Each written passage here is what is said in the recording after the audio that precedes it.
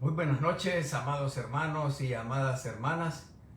Siempre nos produce gozo estar en contacto con ustedes a través de esta red social para compartir un estudio más de la palabra del Señor.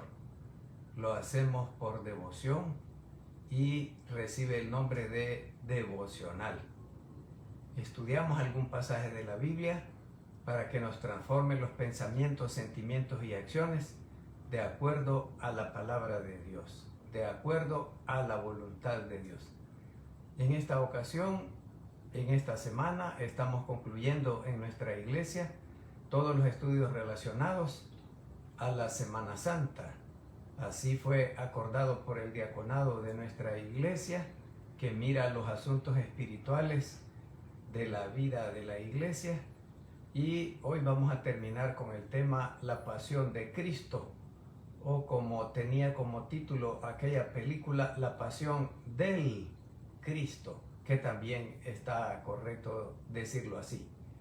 Nos va a servir de base el Evangelio de Marcos, capítulo 8, los versículos 31 hasta el 34.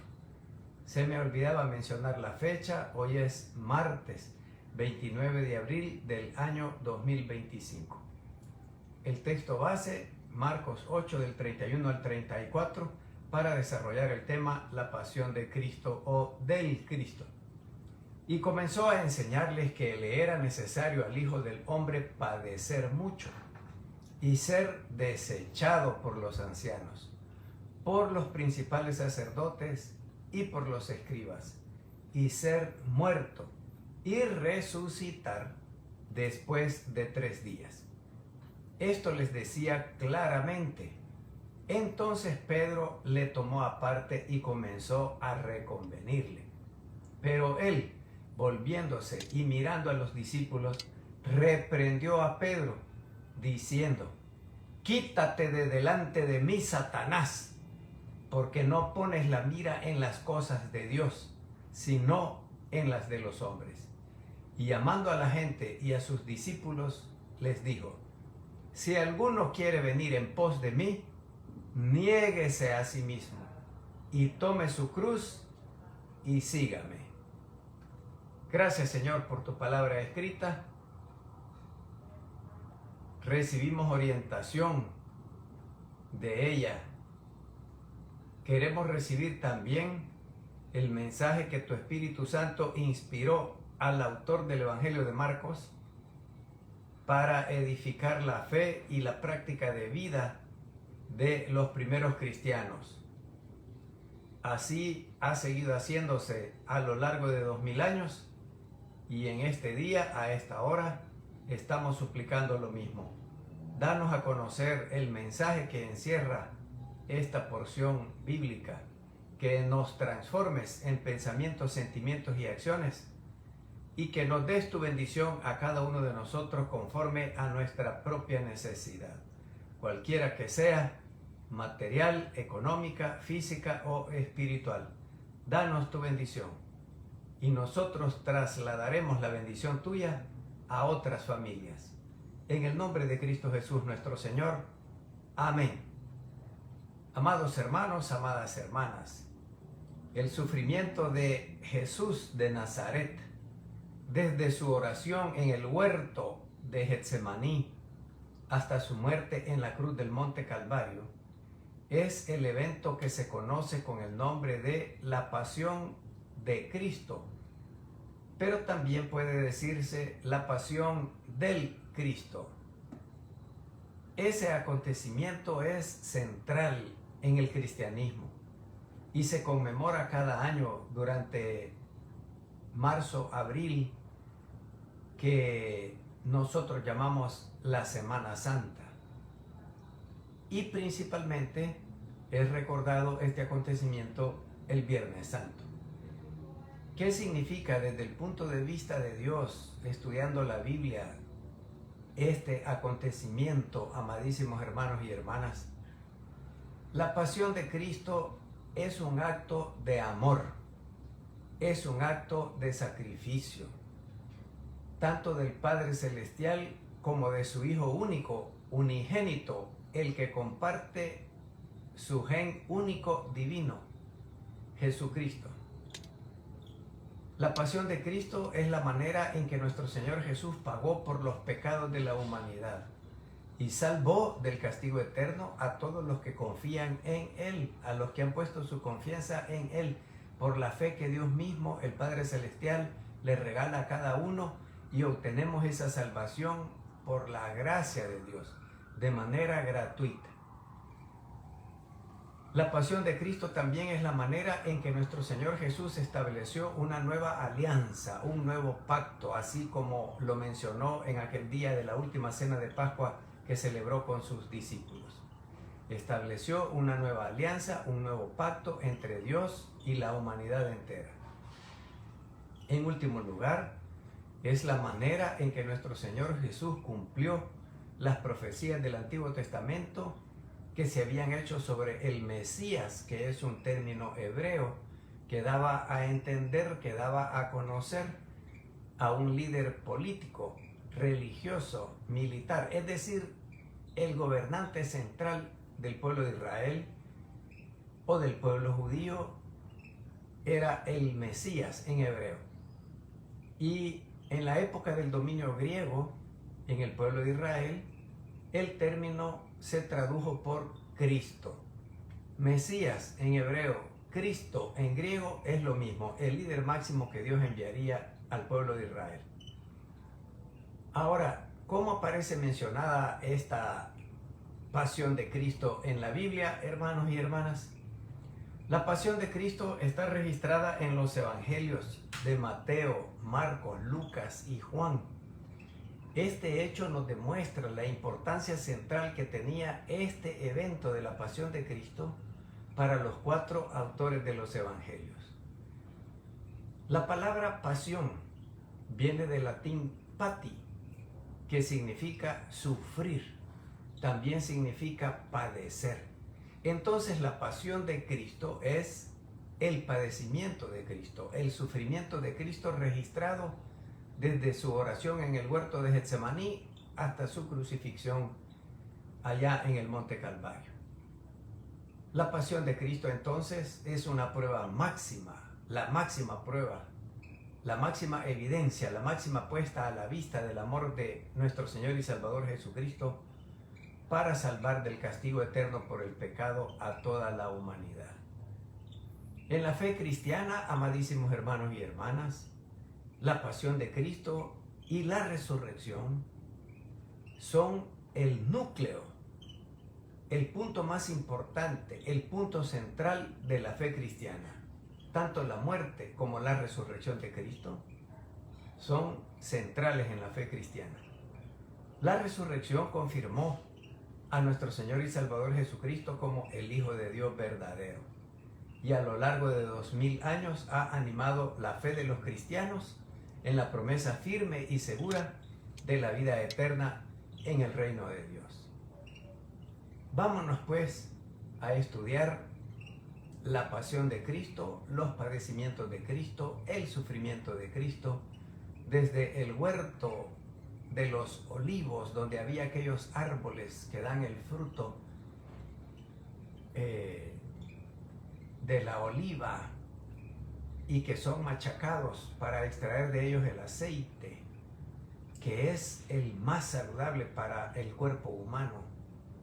Y también del árbol le hacen unas heridas y extraen ese aceite. Y durante 2000 años hay olivos, árboles de olivo, que están siendo sangrados, hablando en sentido figurado, están siendo heridos en su corteza para extraer de ellos ese aceite tan bueno para el cuerpo humano. Vamos a empezar con la agonía en Getsemaní. Vamos a seguir con los juicios posteriores a su captura allá en el huerto de Getsemaní, que fueron juicios a todas luces injustos. Y después vamos a continuar con la flagelación o latigación y la coronación de espinas a nuestro Señor y Salvador Jesucristo. En cuarto lugar, el camino al Monte Calvario. Y en quinto y último lugar, la crucifixión. Entonces, así es como vamos a subdividir la pasión de Cristo o los padecimientos de Cristo, iniciando con la agonía en el huerto de Getsemaní. Nuestro Señor Jesús, amadísimos hermanos y hermanas, sabiendo que su hora había llegado, el tiempo propicio que el Padre Celestial le había señalado, se retiró con sus discípulos después de celebrar la cena de Pascua por última vez y transformarla en la cena del Señor. Inmediatamente después que cantaron el himno, nos narra el Evangelio de Lucas, que era una colección de 3 salmos unidos. Entonces, cuando cantaron ese himno, se fueron derechito al huerto de Getsemaní, que está ubicado en la parte baja, en el sector este del Monte de los Olivos. Separándose de sus discípulos, nuestro Señor Jesucristo cayó postrado, es decir, con su frente topada en la tierra, las manos extendidas en la tierra, sus rodillas dobladas. Ese es el acto de postración que solo se le hace a Dios. Así postrado, nuestro Señor y Salvador Jesucristo oró con tal intensidad que el sudor se convirtió en gotas de sangre que caían al suelo. Así nos lo dice el Evangelio de Lucas, capítulo 22, versículo 44. Los científicos han explicado que los vasos capilares estaban tan tensos, los poros de la piel del rostro, de la frente de nuestro Señor y Salvador Jesucristo se expandieron, se abrieron, y al romperse los vasitos capilares eran gotitas de sangre que había expulsado a manera de sudor. En el huerto de Getsemaní, amadísimos hermanos y hermanas, nuestro Señor Jesucristo no solo enfrentó el dolor físico que suponía que le vendría y que ya lo estaba padeciendo en aquella oración intensa, sino que también estaba experimentando un dolor todavía más profundo. El pecado inmenso, sin número, sin medida, el pecado de toda la humanidad pesaba sobre sus hombros.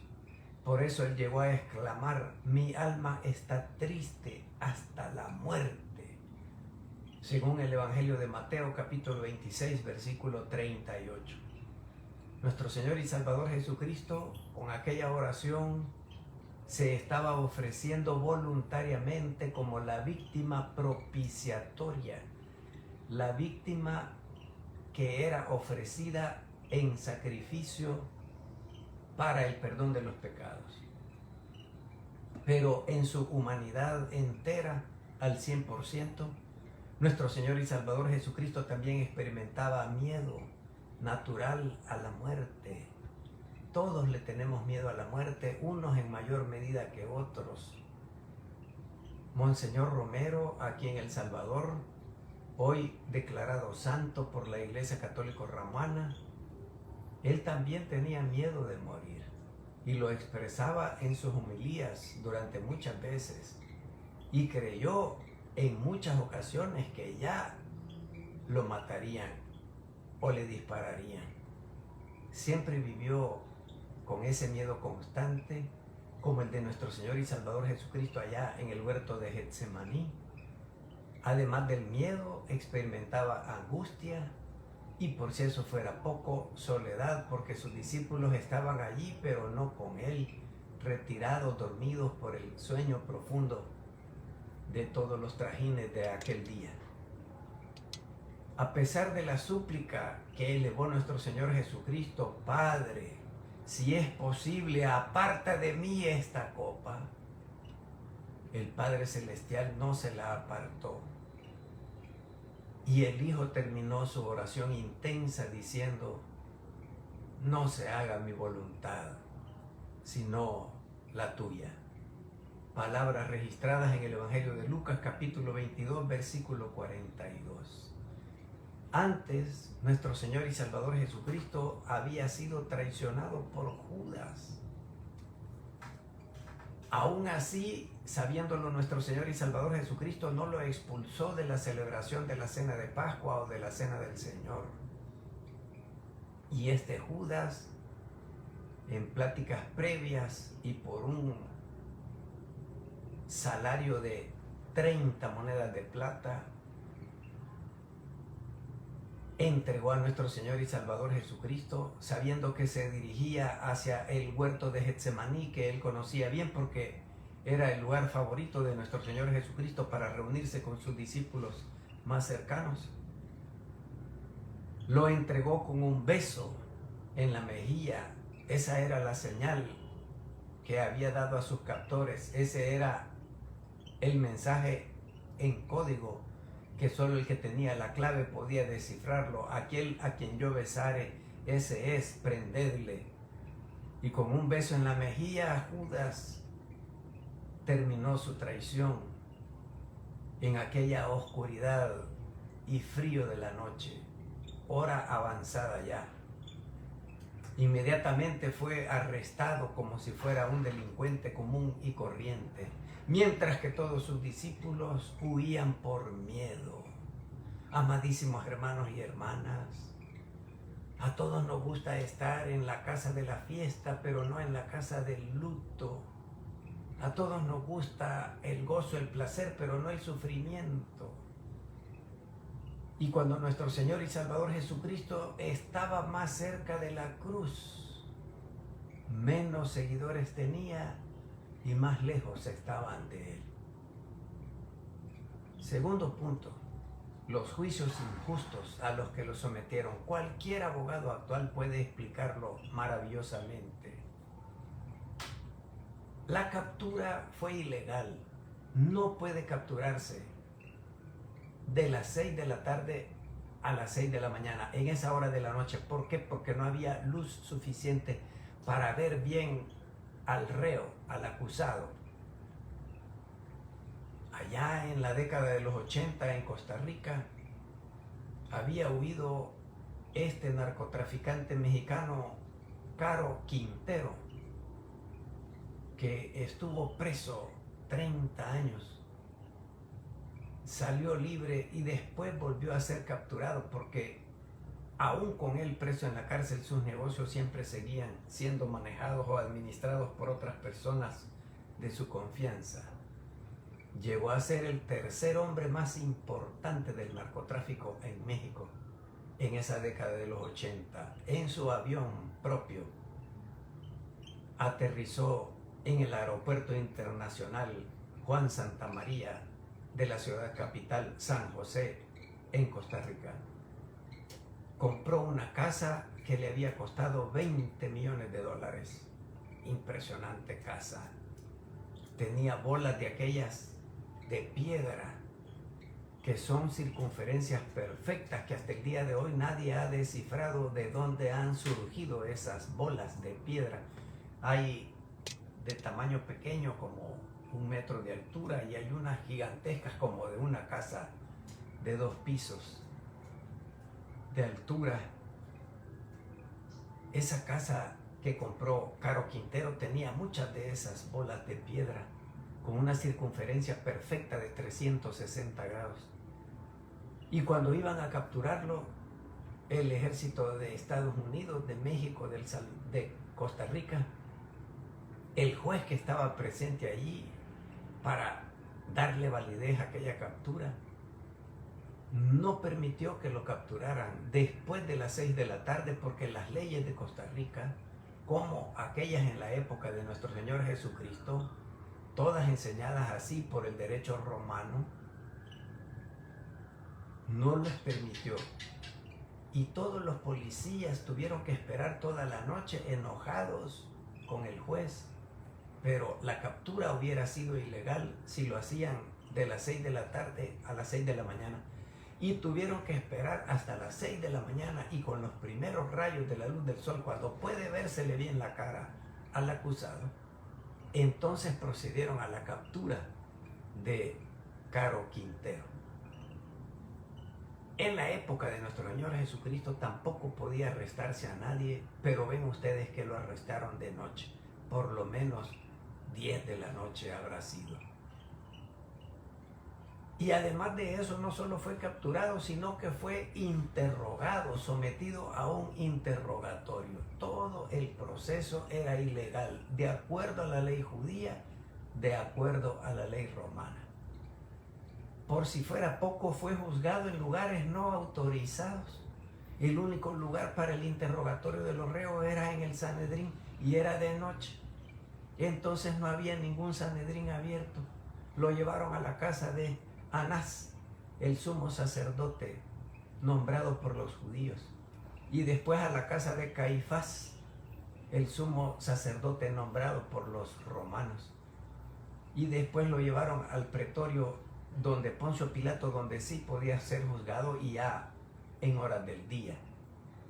Pero aquella noche fue juzgado, interrogado, por si fuera poco, maltratado, violentado, torturado. Todo eso no estaba permitido por la ley judía ni por la ley romana. En este juicio, en este interrogatorio ilegal, después de aquella captura ilegal, en aquellos lugares ilegales, lo golpearon con los puños, le daban puñetazos en todo el cuerpo, en el rostro. Le taparon la cara con un trapo, como la capucha, una forma de tortura aquí en El Salvador y en otros países del mundo, donde les ponen una bolsa plástica o una bolsa de cuero o de plástico grueso. Y en algunos casos aquí les ponían cal para que respiraran la cal por la nariz, por la boca. Al Señor Jesús le pusieron un trapo, lo golpeaban con los puños, con una caña, con un garrote. Y le decían, profetiza, adivina quién es el que te golpeó. Imagínense ustedes ese padecimiento del Señor Jesús, amados hermanos y hermanas. Todas estas torturas, por supuesto, ilegales. Por si fuera poco, tanta ilegalidad, testigos falsos lo acusaban de haber dicho cosas que ni habían entendido ellos mismos, porque les habían dicho que dijeran esas cosas, posiblemente pagados, posiblemente se ofrecieron voluntariamente, pero los testimonios no concordaban, que es una característica, un requisito para que un testimonio sea dado como válido. Si son 2 o 3 testigos de acuerdo a la ley judía y por supuesto de acuerdo a la ley romana, los testimonios deben de concordar en tiempos, en fechas, en lugares, en contenido de lo que se vio o de lo que se oyó o de lo que se leyó.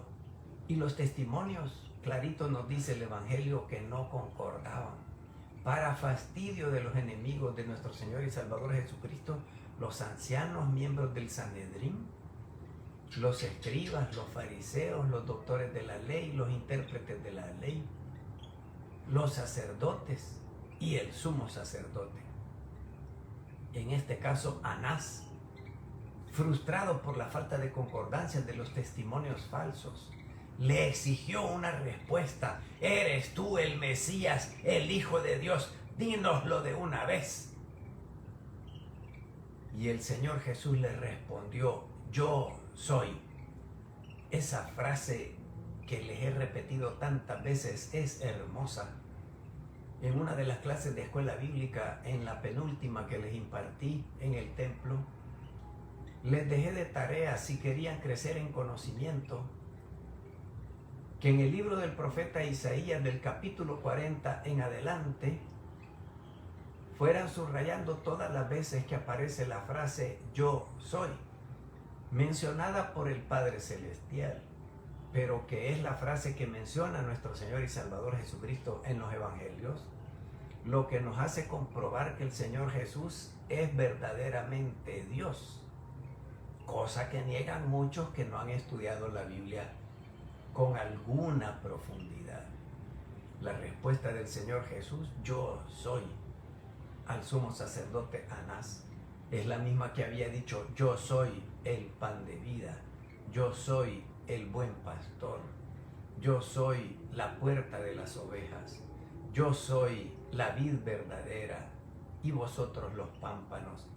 Esa frase yo soy, el gran yo soy, le han llamado los estudiosos de la Biblia, los teólogos, los que estudian a Dios en la Biblia, fue la respuesta del Señor Jesús al sumo sacerdote Anás, registrada en Marcos capítulo 14 versículo 62.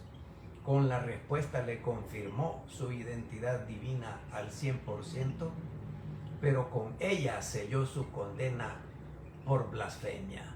¿Qué más pruebas quieren?, dijo Anás. Él mismo lo ha dicho con su boca, se hace Dios o el Hijo de Dios.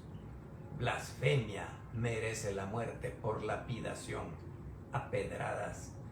Pero como no les permitían los romanos, que los tenían dominados a los judíos, la pena de muerte, la práctica de la pena de muerte, el ejercicio de la pena de muerte, porque los romanos sabían bien que la ley judía no le llegaba a los talones a la ley romana, era religiosa, y con solo que dijera blasfemo, todos los mayores de 21 años podían apedrearlo sin un proceso debido para llegar a la pena de muerte.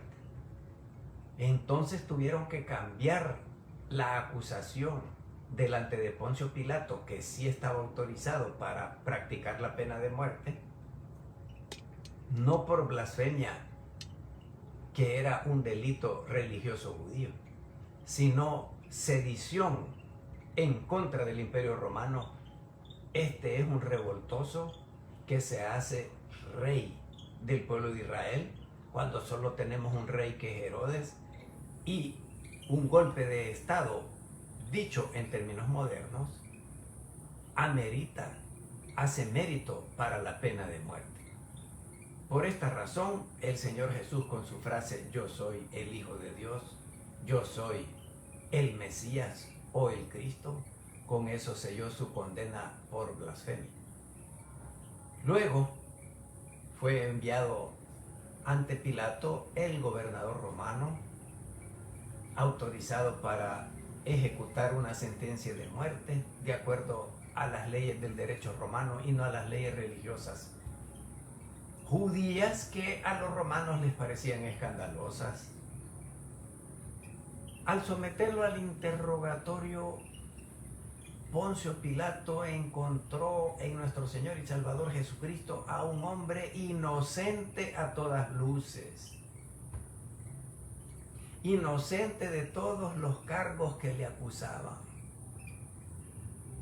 Pero la presión de la multitud, azuzada, como cuando a un perro le dicen jule, jule, y el perro se lanza furioso sobre cualquier persona o animal. La multitud, soliviantada por los dirigentes religiosos que se suponían eran los representantes de Dios sobre la tierra, los más llamados al amor y al perdón, cosas que conocían bien desde la ley de Moisés, fueron los que se quitaron de encima a aquel hombre, Jesús de Nazaret, porque no pudieron aceptar la nueva revelación de Dios para ellos. No pudieron aceptar la nueva forma de darse a conocer de parte de Dios para el pueblo judío. Y como Pilato estaba no en gracia con el emperador romano de aquellos días, y los dirigentes religiosos sabían bien eso, le dijeron: te acusaremos delante de César. Y por conveniencia, Pilato cedió a la presión de aquellos líderes religiosos. Antes de ser llevado donde Pilato, nuestro Señor Jesucristo fue llevado delante del rey Herodes, porque Pilato, queriendo hallar gracia también con Herodes, de hecho se amistaron de nuevo, estaban enemistados, y con aquel gesto de Pilato de reconocer en Herodes al rey que debía juzgar al Señor Jesús, y Herodes queriendo conocer frente a frente al Señor Jesús, volvió a unirse en amistad con Pilato por aquel gesto de respeto que le había mostrado. Pero el Señor Jesús no abrió su boca delante del rey Herodes, quien quería verlo hacer un truquito de magia, como esos que haceme uno, como el bufón, aquel encargado de divertir al rey, porque no había televisión, no había Real Madrid ni Barcelona, no había Copa del Rey, no había Copa del Mundo, no había series interminables en esos canales que le llaman streaming, que comprimen películas por miles, y hay varias a las que podemos tener acceso por unos 13, 15 dólares mensuales. A la falta de diversión de aquellos días, Herodes quería que el Señor Jesús lo divirtiera haciéndose truquitos, milagritos de los que has hecho en todas partes, pero el Señor Jesús se mantuvo firme, no abrió su boca y le dijo: delante de mí no abres la boca, que puedo perdonarte o condenarte a muerte. Herodes entonces lo ridiculizó, lo escarneció, nos relata el texto bíblico. Le vistió con una túnica púrpura, la única que se ponían los millonarios y los reyes, probablemente era de él. Ya que eres el rey de los judíos, vístete como uno. Y después de todas aquellas burlescas pantomimas, lo devolvió a Pilato. A lo largo de estos juicios ilegales, amadísimos hermanos y hermanas, que es el punto número 2 que estamos desarrollando de los padecimientos de Cristo, nuestro Señor fue objeto de burlas, bofetadas, puñetazos, escupitajos y falsas acusaciones. Hay una profecía de Isaías que no está cumplida según el texto escrito de Mateo, Marcos, Lucas y Juan, pero que una vez le escuché a un pastor decir que también le habían hecho eso. Pero voy a repetir, en el Nuevo Testamento no tenemos constancia escrita que le haya pasado esto a Cristo, pero sí está escrito en las profecías de Isaías, junto a los escupitajos, bofetadas, puñetazos y todo lo demás. Afirma la profecía de Isaías que le mesaban la barba. Se los leo. Isaías capítulo 50, versículo 6. Di mi cuerpo a los heridores y mis mejillas a los que me mesaban la barba. No escondí mi rostro de injurias y de esputos, escupitazos, salivazos. Mesar la barba significa agarrarla y alarla, arrancarla con todo y piel y desangrar la piel. Mesar la barba, arrancársela a alones. Cada humillación a nuestro Señor y Salvador Jesucristo era una negación de su dignidad de rey, de su dignidad de Dios, humanamente hablando, a su dignidad de hijo unigénito de Dios. La negación máxima del pueblo judío y de todos aquellos en no creer que delante de ellos tenían al Cristo enviado por Dios. Tercer punto, la flagelación, latigación y la coronación de espinas. Pilato, en un intento de calmar al pueblo sin necesidad de llevar a la ejecución de aquel reo, mandó que nuestro Señor Jesucristo fuera flagelado, latigado, para calmar la sed de sangre que tenía la turba, el monstruo de 1000 cabezas. azuzado por los dirigentes religiosos del pueblo judío. Capítulo 19 del Evangelio de Juan. Allí pueden leerlo ustedes. Esa flagelación romana era brutal. Mel Gibson, aquel actor convertido en director, produjo la película La Pasión del Cristo. Y ahí puede verse la escena de la flagelación. Y escuchaba a muchos pastores escandalizados que eso era mentira, era exagerado, que era demasiado, que el Señor Jesús no había sufrido así. Los pastores están equivocados. La película de Mel Gibson medianamente visualiza una flagelación romana. Todos ustedes saben que los encadenaban a un palo y los látigos, cuero trenzado, a lo largo tenían pedacitos de hueso, pedacitos de metal, que en cada latigazo el cuero solo hace eso, pero rompían peor la carne y dejaban a la vista los tendones y los músculos. Nadie en la historia humana ha soportado 40 latigazos romanos. Hasta el 39. La condena decía 40 latigazos. Pero al latigazo 49 el reo moría. El apóstol Pablo fue latigado varias veces, con lo cual suponemos que su cuerpo estaba desfigurado. He recibido 40 azotes menos uno, eran 39, porque el latigazo 40 moría el reo. Y lo que querían ellos era que sufriera, no que muriera, porque la muerte le quitaba todo dolor. Y azotaban con varas también. Pero nuestro Señor Jesucristo con látigo de cuero, con esas puntitas de hueso y de hierro.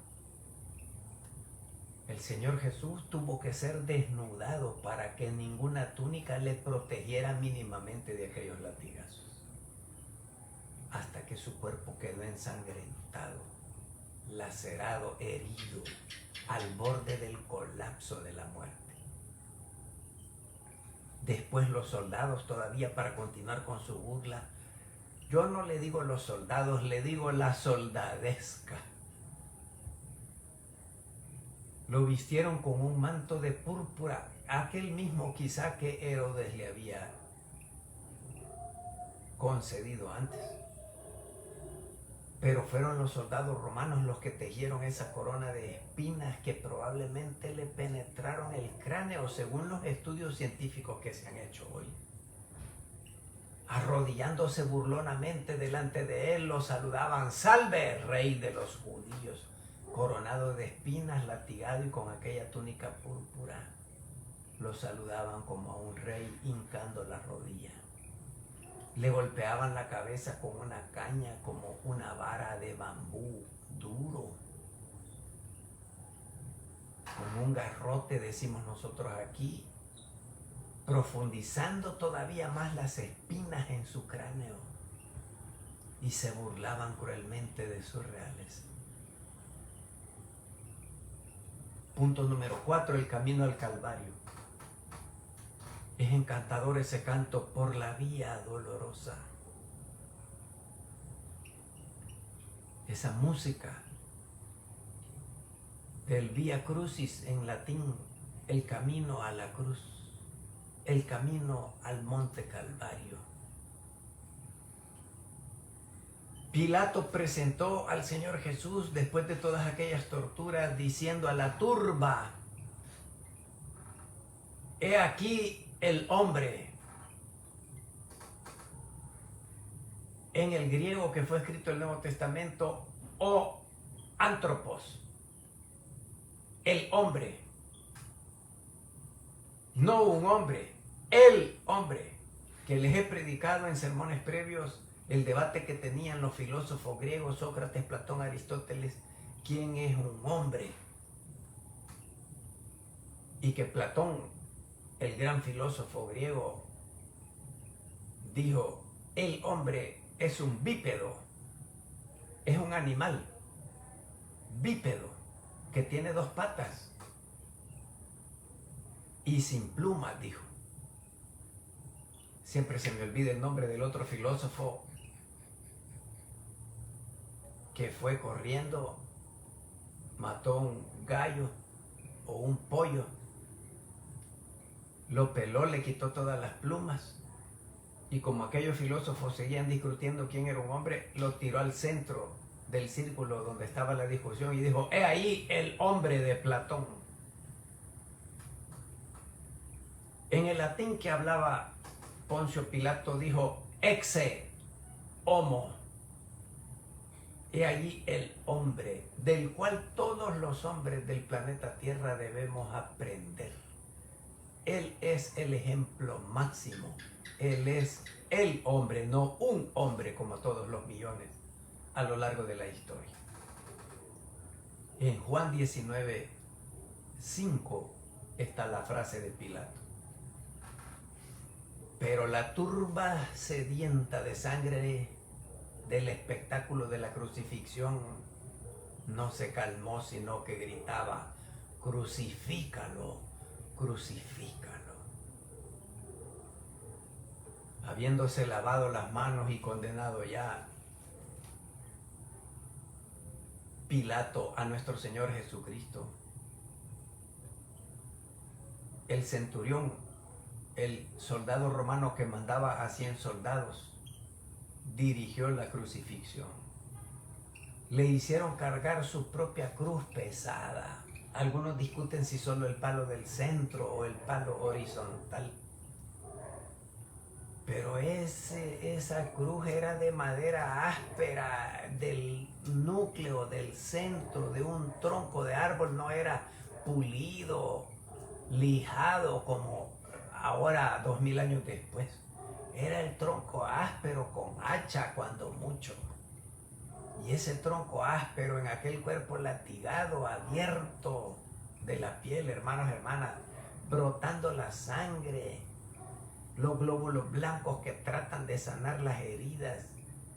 Así llevó nuestro Señor Jesucristo la cruz pesada de madera áspera sobre sus hombros heridos. Ese vía crucis, ese camino a la cruz, esa vía dolorosa, amadísimos hermanos, hermanas, fue una procesión de sufrimiento. Nuestro Señor Jesús, profundamente debilitado, ya no había dormido toda la noche anterior, había pasado haciendo un montón de cosas el día anterior, no había bebido agua, no había sido alimentado de ninguna manera, había perdido todos los líquidos de su cuerpo a través de la sangre, los minerales y todo lo demás que tiene la sangre. Con todos los sufrimientos que ya describimos y todavía cargando aquella cruz pesada, cayó varias veces de rodillas y lo latigaban para que se levantara. Pero el jefe o los mismos soldados romanos, viendo su agotamiento y la posibilidad que no llegara vivo a la cruz, al lugar de la crucifixión en el monte Calvario o Gólgota, que parecía una calavera vista a la distancia, si no llegaba vivo, los soldados romanos tenían que pagar con su propia vida la desobediencia a una orden dictada por un militar superior. Y la orden es: vayan y crucifíquenlo. Y si el reo no llegaba vivo, la desobediencia a una orden superior, el soldado romano la pagaba con su propia vida. Con esta preocupación en mente, entonces, forzaron a un hombre, Simón de Cirene, lo registra el Evangelio, a ayudarle a cargar la cruz para que llegara vivo hasta el monte Calvario. En medio de ese dolor y de ese vía crucis, por esa vía dolorosa, nuestro Señor Jesús, aparte de sus caídas, también tuvo encuentros conmovedores.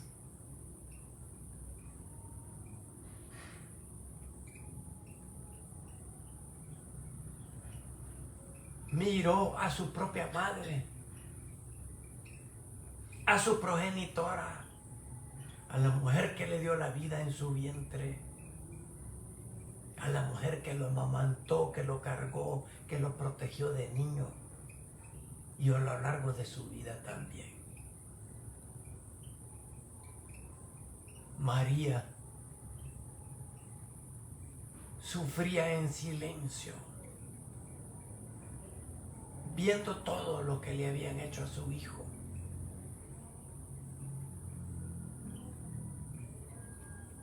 También aceptó el gesto de la Verónica, nombre no bíblico, sino que lo da la tradición no bíblica.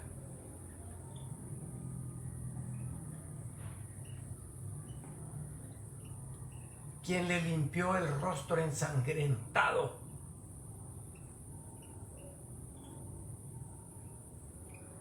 Ocasión que aprovechó el Señor Jesús para dirigir palabras de compasión a las mujeres de Jerusalén que lloraban. Lloraban por él, pero les dijo: no lloren por mí, lloren por ustedes mismas, porque cosas peores vendrán. Si esto han hecho con el leño verde, ¿qué no harán con el leño seco? Llegamos a la crucifixión, amadísimos hermanos y hermanas. Punto número 5 de la pasión del Cristo. Llegados al Gólgota, lo despojaron de sus ropas porque al crucificado lo crucificaban desnudo. Todos los crucifijos que ustedes han visto le ponen un trapito allí por vergüenza pública, pero nada de eso existía en una crucifixión real. Lo expusieron al escarnio, a la burla, a la vergüenza generalizada del populacho, que, como les he dicho, a falta de concurso de Miss Universo y de partido entre el Real Madrid y el Barcelona, esa era la diversión de aquellos días, como en el circo romano. El pueblo, los dirigentes religiosos, los enemigos de nuestro Señor Jesucristo, atormentaban más, aumentaban el sufrimiento de nuestro Señor Jesucristo. El frío, dicen los estudiosos, le calaba hasta los huesos, aparte que era mediodía en punto, 10 de la mañana, 9 de la mañana, hasta las 3 de la tarde que murió, pero él había perdido mucha sangre, estaba desnudo y fue clavado a la cruz. En la mayoría de crucifijos, aquí en la palma de la mano le ponen los clavos, pero los científicos han hecho experimentos y aquí hay cartílago, no hay huesos, hay tendones, y se hubiera desclavado por el peso del cuerpo en la posición incómoda. Y los estudiosos de la Biblia afirman que fue aquí entre el cúbito y el radio para que sostuviera el peso. Y hay otras imágenes donde los amarraban de aquí y de aquí de los brazos para que el peso del cuerpo no los desclavara. Dificultaba la respiración, amadísimos hermanos y hermanas. Es decir, que el crucificado podría morir por asfixia si no moría por una de las otras causas que eran suficientes. Cada martillazo en aquellos clavos en el cuerpo de Cristo era como hacerlo caer en un abismo profundo de dolor. Cuando levantan la cruz y la dejan caer de golpe para que quede en la posición vertical, eso debió producirle a nuestro Señor Jesucristo un dolor extraordinario, en grado extremo. Y así quedó el cuerpo del Cristo suspendido entre el cielo y la tierra, en una tortura lenta, asfixiante. Creo que fueron los persas los que inventaron la crucifixión, pero los romanos se dieron gusto con ella, crucificando a miles. Lo verdaderamente extraordinario y sorprendente es que en medio de tanto dolor, nuestro Señor y Salvador Jesucristo nunca maldijo a nadie. Más bien oró por sus verdugos. Padre, perdónalos, porque no saben lo que hacen. Registrado por Lucas 23, versículo 34. En la agonía de la muerte, cuando la vida pende de un hilo frágil, delgado, algunos soldados romanos se compadecieron cuando le escucharon: tengo sed. Mojaron una esponja, algún trapo, con vinagre. La gente dice que malvados, no le dieron agua, no andaban agua quizá. Vinagre, que era la bebida narcótica que los soldados romanos utilizaban para aliviar el dolor de las heridas que sufrían en el campo de batalla. Más bien fue compasión la que sintieron con nuestro Señor Jesucristo al darle un poco de vinagre, pero el Señor Jesús no lo bebió. Mientras todo esto ocurría, los líderes religiosos, los fariseos, los escribas, los sacerdotes, como ya leímos, los ancianos del Sanedrín, que se equivocaron aquí los ancianos, se burlaban de él, lo mismo que el populacho. Si eres el Hijo de Dios, baja de la cruz. Mateo 27:40. A los lados de nuestro Señor y Salvador Jesucristo, dos ladrones, término que no es el que se apropia de bienes ajenos, de posiciones ajenas. La palabra ladrón hace 2000 años era la que le daban los romanos a aquellos que peleaban por la vía de las armas en contra de ellos para liberarse del Imperio Romano.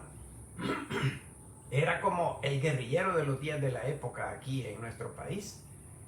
Hombres y mujeres que toman las armas para que por la vía de la violencia y de las armas derrocar al otro gobierno. Entonces les decían ladrón. No eran ladrones que robaban. La tradición no bíblica lo llama dimas a uno y gestas al otro. El ladrón bueno, el ladrón malo, dice la gente, porque uno lo estaba molestando y el otro le dijo: deja de molestar, este hombre ningún mal ha hecho, nosotros estamos sufriendo porque nos lo merecemos. Y ese ladrón le dijo al Señor Jesús: Señor, acuérdate de mí cuando vengas en tu reino. Tenía más fe que todo el pueblo judío junto. Y las palabras hermosas, una promesa del Señor Jesús. Amén, te digo, en el griego, de cierto. Lo que te digo es seguro, firme, fuerte, una base sólida para que lo creas. Estarás conmigo en el paraíso. Lucas 23:43. Vámonos al último punto, amadísimos hermanos y hermanas, en los últimos minutos que tenemos. Las últimas palabras de Cristo en la cruz, las últimas frases de Cristo en la cruz. A su madre se la encomendó al cuidado del discípulo amado. No hay tiempo para desarrollar quién es el discípulo amado. Y le dijo: mujer, Gini en el griego del Nuevo Testamento, he ahí tu hijo. Juan 19:26. Y al discípulo amado le dijo: he ahí tu madre, en Juan 19:27. Y después gritó en su agonía, casi con el último soplo de vida: Dios mío, ¿por qué me has abandonado? Mateo 27:46. Expresión del dolor más profundo de sentirse solo, abandonado, dejado atrás, aventado. Así se puede traducir esa frase. Bajo el peso del pecado de la humanidad. Finalmente exclamó, según Juan 19:30, todo está cumplido. Y con la frase: Padre, en tus manos encomiendo mi espíritu, según Lucas 23:46, entregó el soplo de vida, el ruaj en hebreo, el neuma en griego. Eclesiastés capítulo 12 versículo 7 afirma que cuando morimos entregamos el soplo de vida al Padre Celestial. Se va derechito a la presencia del Padre Celestial, sin desviarse para ningún lado. En ese instante el velo del templo de Jerusalén se rasgó en dos, la tierra tembló. Hubo oscuridad al mediodía en punto. Y con aquellos acontecimientos muchos comprendieron que verdaderamente Jesús de Nazaret era el Mesías, el Cristo, el Hijo de Dios. Y se golpeaban el pecho arrepentidos por no haber creído. Pasado esto, un soldado romano le traspasó su costado porque ya querían que muriera pronto. Y de aquella lanzada brotaron sangre y agua, según Juan 19:34. La pleura que recubre el pulmón, los pulmones atravesados a la vista de las personas que no tienen conocimiento científico médico, es agua. Y la sangre, por supuesto, que ya sabemos todos. Vámonos a la conclusión, amadísimos hermanos y hermanas. Nuestro Señor y Salvador Jesucristo murió para reconciliarnos con Dios y ofreciendo ese sacrificio que es el único que puede expiar o perdonar nuestros pecados. La Biblia, la palabra de Dios escrita, explica que la muerte y resurrección de el Cristo son los únicos que proporcionan la entrada a la vida eterna en el reino de Dios. Y por eso Él es el único camino, con esa frase: yo soy el camino y la verdad y la vida.